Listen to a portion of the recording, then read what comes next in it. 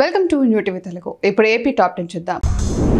విసన్నపేటలో పుట్రేల శ్రీ మారమ్మ తల్లి గుడి ప్రధాన అర్చకులు మూర్తి మాట్లాడుతూ చైత్ర మాసంలో అనగా ఈ నెల 12వ తారీఖు నుంచి పుట్రేల్లో వేంచేసిన శ్రీ మారమ్మ తల్లి జాతర ప్రారంభం అవుతున్నది.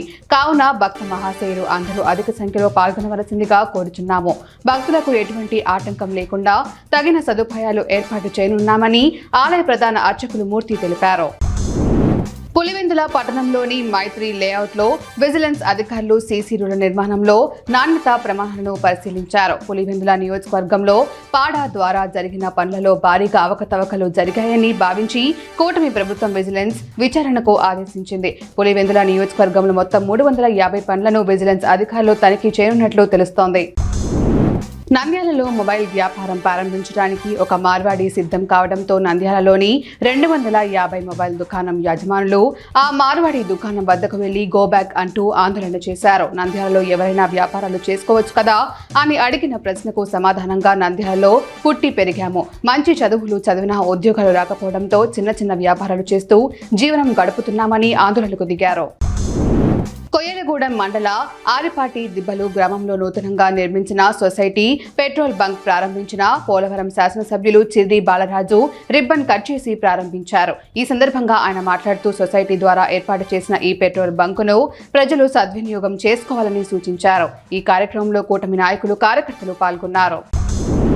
తుళ్లూరులోని సిఆర్డీఏ కార్యాలయంలో నిరుద్యోగ యువతకు ఉపాధి కల్పించే విధంగా వివిధ శాఖల్లో శిక్షణ ఇస్తున్నట్లు సిఆర్డీఏ ఫెలిసిటేటర్ రాజేష్ మీడియాకు తెలిపారు. ఈ మేరకు తుళ్లూరు పంచాయతీ కార్యాలయంలో శిక్షణ పొందాలనుకునే యువతీ యువకులకు తమ యొక్క వివరాలను నమోదు చేసుకున్నారు. నిరుద్యోగ యువతకు electrical, plumber, JCB driver, solar panel వర్క్తో పాటు పలు కోర్సులలో ట్రైనింగ్ ఇస్తున్నామని తెలిపారు.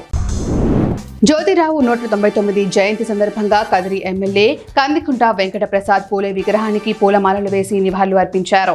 ఎమ్మెల్యే మాట్లాడుతూ బీసీల కోసం పూలే ఎంతో కృషి చేశారని, ఆయన సేవలు స్మరించుకుంటూ సమాజంలో బీసీలు ఎంతో స్వేచ్ఛగా జీవిస్తున్నారన్నారు. బీసీల ఎదుగుదల కోసం జ్యోతిరావు పూలే చేసిన కృషిని వివరించారు. ఆయన తీసుకొచ్చిన చట్టాలతో నేడు బీసీలు సమాజంలో ఉన్నత స్థాయికి ఎదిగి పలువురికి ఆదర్శంగా నిలిచేందుకు కృషి చేస్తున్నట్లు తెలిపారు.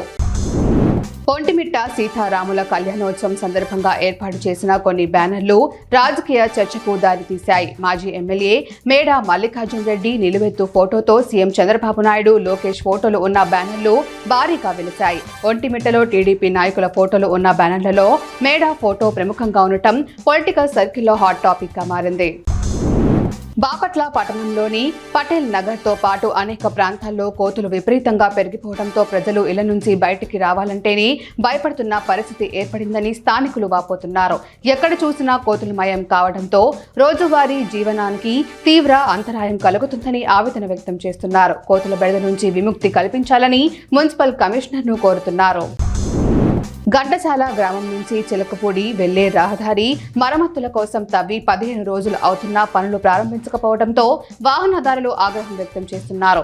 15 రోజుల క్రితం యంత్ర సహాయంతో రహదారిపై తవ్వి అలాగే వదిలివేయడంతో చిలకలపూడి వి రుద్రవరం గ్రామస్తులు రాళ్లలో ద్విచక్ర వాహనాలపై ప్రయాణం చేయడానికి అసౌకర్యంగా ఉందని అన్నారు.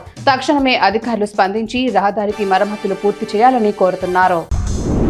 నంద్యాల పట్టణంలోని సంజీవనగర్ కోదండ రామాలయంలో భగవత్ సేవా సమాజ్ అధ్యక్షులు సూరయ్య, కార్యదర్శి శ్రీనివాస్ ఆధ్వర్యంలో వెంకటేశ్వర స్వామికి పంచామృత అభిషేకం అష్టోత్తర కార్యక్రమం నిర్వహించారు. మొట్టమొదటగా ఆది నాయకుడు శ్రీ విఘ్నేశ్వర స్వామి వారికి పంచామృత అభిషేకం, అలంకరణ, హారతి నిర్వహించారన్నారు. ఈ కార్యక్రమంలో భక్తులు, సభ్యులు పాల్గొన్నారు.